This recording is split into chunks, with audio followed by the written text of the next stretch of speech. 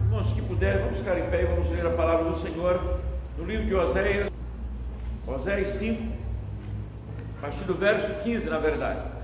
Oséias 5, verso 15. Vamos orar ao Senhor e deixa a Bíblia aberta. Pai Celeste, nós queremos agradecer o Teu nome pela história do Natal, pela história do Cristo que veio ao mundo, pela história do Cristo que habita em nós, pela história do Cristo que está entre nós, pela história do nosso calendário que marca, ó Deus, antes de Cristo e depois de Cristo. Agradecemos o privilégio de Te adorarmos nesta noite, nesta manhã, em espírito e em verdade, e à noite também estaremos Te adorando coletivamente, mas nesse instante, ó Deus, queremos ouvir e compreender a Tua voz. Fala no nosso coração, habita aqueles que não estão conosco nesta manhã, mas a cada um de nós, que possamos ouvir, entender, compreender, ó Deus, a Tua palavra. Fica conosco em nome de Jesus. Amém.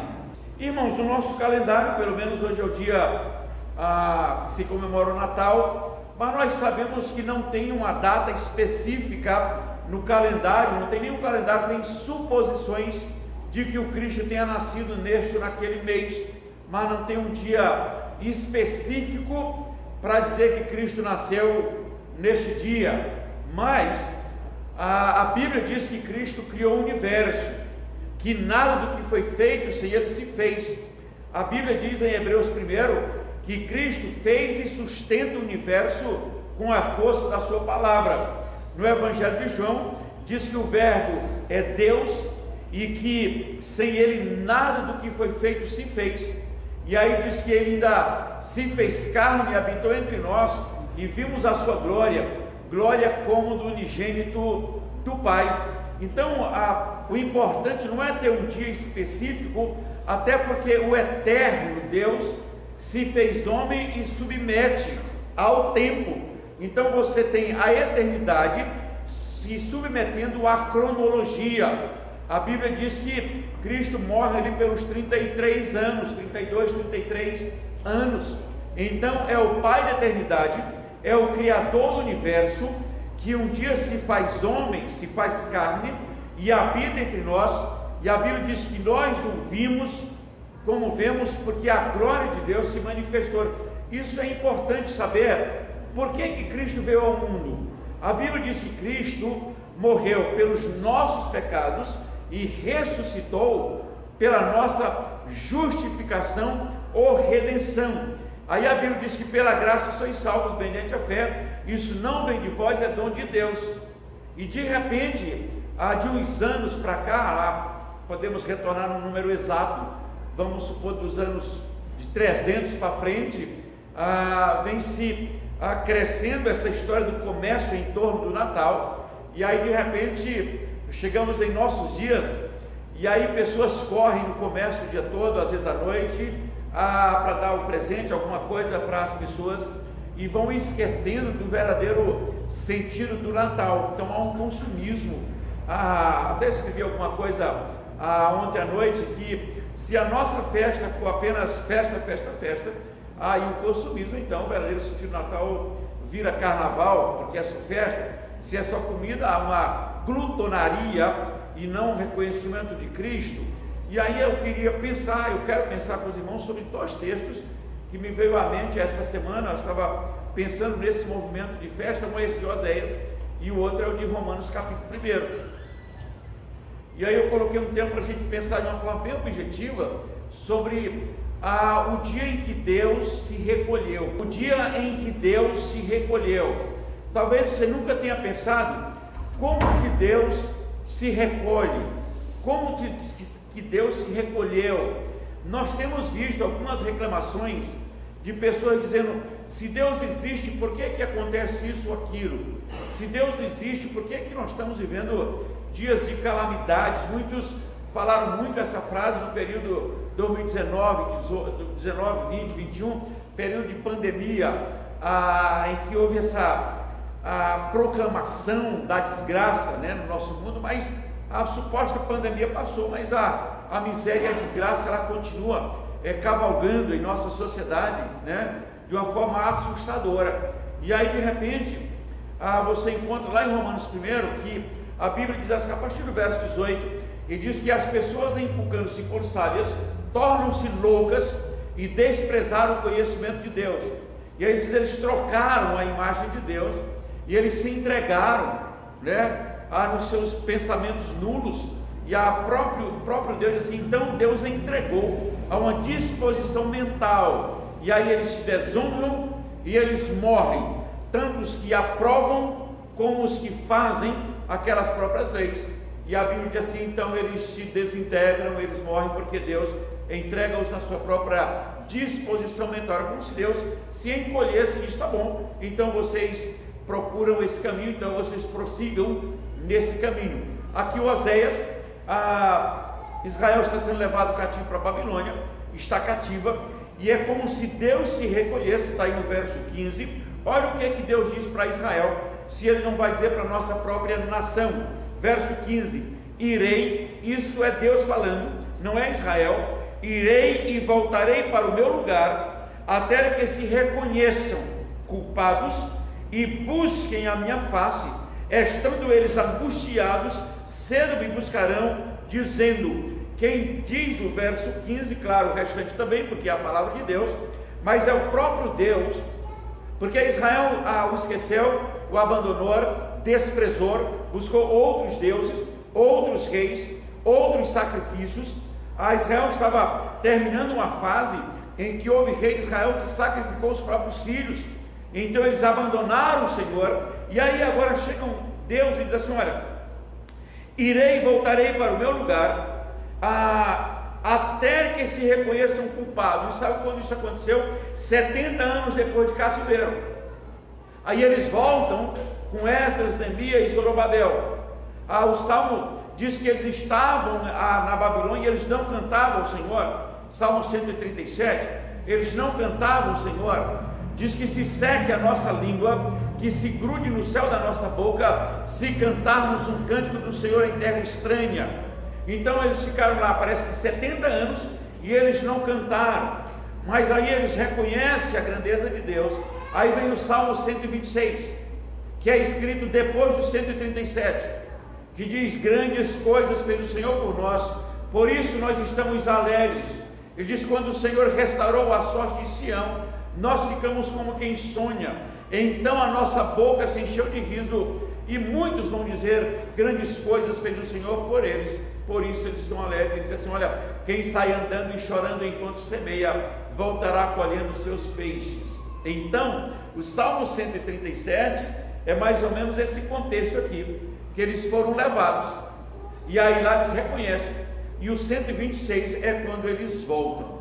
Então, volte os olhos para o capítulo 6, porque a nação se quebranta, a pessoa se quebranta, e diz assim no verso 1 do capítulo 6, vinde então, e tornemos para o Senhor, ou seja, nós já fizemos tudo o contrário, agora vamos voltar para o Senhor, porque Ele nos despedaçou, Ele levou cativo, e nos sarará, fez a ferida, é fato, e a ligará, depois de 2 dias, claro que é um tempo só, nos revigorará, ao terceiro dia, nos levantará, e viveremos diante dele. Então, conheçamos e prossigamos em conhecer ao Senhor, porque como a alva, todas as manhãs sobe uma estrela d'alva, ou alva, e ele diz assim, como a alva a sua vida é certa, a estrela, essa que nasce às 5, 4 da manhã, depende da região, ela nunca falha, todos os dias, ela nasce,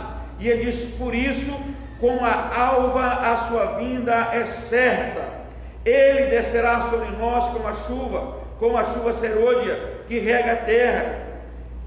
Ele diz assim, não tem como, da mesma forma que a estrela todas as manhãs nasce, também o Senhor virá. Ele disse, então conheçamos e prossigamos em conhecer ao Senhor. Esta nossa geração, claro que tem exceção, você é um delas, eu sou um deles, que conhece ao Senhor, mas a grande maioria do nosso contexto social não conhece ao Senhor, abandonaram o Senhor, viraram as costas para o Senhor, e então Deus diz assim, eu vou me recolher, até que se reconheçam culpados e digam: vamos voltar para o Senhor, conheçamos e prossigamos em conhecer ao Senhor. Ele tem nos abatido, Ele tem nos ferido, Ele tem pesado a mão, então Ele mesmo vai nos curar, nos salvar, nos restaurar. A história do Natal é uma história do Deus entre nós, do Deus de misericórdia, do Deus bondoso. Isso é tão assustador. Então, a história do Natal, ela não pode se tornar tão comum ao ponto desta geração venha a se esquecer do Senhor e a falta do respeito para o Senhor. No verso 6 diz assim: pois misericórdia quero e não sacrifício, e o conhecimento de Deus mais do que holocausto. Isso tem se tornado comum. A igreja precisa cumprir o que a Bíblia diz assim: guarda o teu pé quando entrares na casa do Senhor. O respeito pelo que é sagrado. Às vezes as pessoas tomam o sagrado, se torna tão comum que se perde o respeito pelo sagrado, pelo divino, pelo extraordinário, pelo Deus entre nós. E a história do Natal, numa grande parte, tem sido só um movimento de festa do ir e do vir, das comelanças, e o Cristo verdadeiramente, como diz lá Apocalipse 3:20, Cristo dizendo: eis que estou à porta e bato, se alguém ouvir a minha voz e abrir a porta, entrarei e cearei com ele e ele comigo. Em muitas festas hoje, em nome do Natal, o Cristo não é convidado, o Cristo fica do lado de fora, porque o que vai acontecer na festa é como se o Cristo não pudesse ver. Então faz muita festa, mas deixa o Cristo do lado de fora. Lá em Apocalipse 3:20 fala sobre isso, que o Cristo está batendo a porta, espera que alguém abra a porta e ele entra, e então será com ele e eles serão com Cristo. Que Deus nos abençoe e que tenhamos a visão de um Deus que, na verdade, tanto naquela época como em nossos dias, era como se Deus tivesse se recolhido esperando o arrependimento. E esta sociedade, volte só uma página da sua Bíblia para o capítulo 4, para ver se tem alguma coisa semelhante nos nossos dias. Por que Deus se recolheu? Capítulo 4, vê se isso aqui tem alguma coisa a ver com a sociedade contemporânea. Oséias 4. Ouvi a palavra do Senhor, vós filhos de Israel, filhos do Brasil, porque o Senhor tem uma contenda com os habitantes da terra, porque nesta terra do Brasil, não há verdade, nem amor, nem conhecimento de Deus. O que só prevalece é perjurar, mentir, matar, furtar e adulterar, e homicídios, e arrombamentos e homicídios sobre homicídio. Por isso a terra está de luto, e todo que mora nela desfalece, com os animais do campo e com as aves do céu, e até os peixes do mar perecem. Todavia ninguém contenda, ninguém repreenda, porque o teu povo é como os sacerdotes aos quais acusa. Por isso tropeçarás de dia, e o profeta contigo tropeçará de noite, e destruirei a tua mãe. Falando de Israel, o meu povo está sendo destruído porque lhe falta o conhecimento. Porque tu, sacerdote, rejeitaste o conhecimento, também eu te rejeitarei, para que não sejas sacerdote diante de mim. Visto que te esqueceste da lei do teu Deus, também eu me esquecerei dos teus filhos. Ou seja, Deus se recolhendo de novo. Quanto mais estes se multiplicaram, tanto mais contra mim pecaram. Eu mudarei a sua honra em vergonha. Alimentam-se do pecado do meu povo, e da maldade dele tem desejo ardente. Por isso, como é o povo, assim é o sacerdote. Castigá-lo-ei pelo seu procedimento, e lhe darei o pago das suas obras. Comerão, mas não se fartarão. Entregar-se-ão à sensualidade, mas não se multiplicarão, porque ao Senhor deixaram de adorar. A sensualidade, o vinho e o mosto tira o entendimento. O meu povo consulta o seu pedaço de madeira, a sua idolatria, e a sua vara lhe dá a resposta, porque um espírito de prostituição espiritual os enganou, eles prostituindo-se abandonaram seu Deus, sacrificam e por aí vai.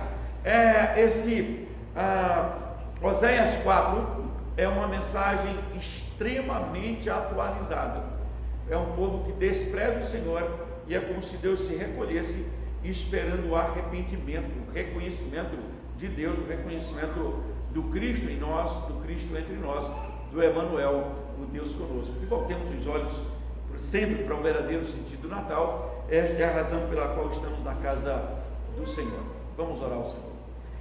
Pai Santo, abençoa mais uma vez o teu povo que está em tua casa. Também, ó Deus, aquele que não pôde vir, que a tua misericórdia e graça seja com eles, e que, ó Deus, cada um de nós prossiga a história firmes e inabaláveis no Senhor. Sustenta-nos, ó Deus, e nos abençoe em nome de Jesus, o Senhor da história. Amém. Que Deus nos abençoe.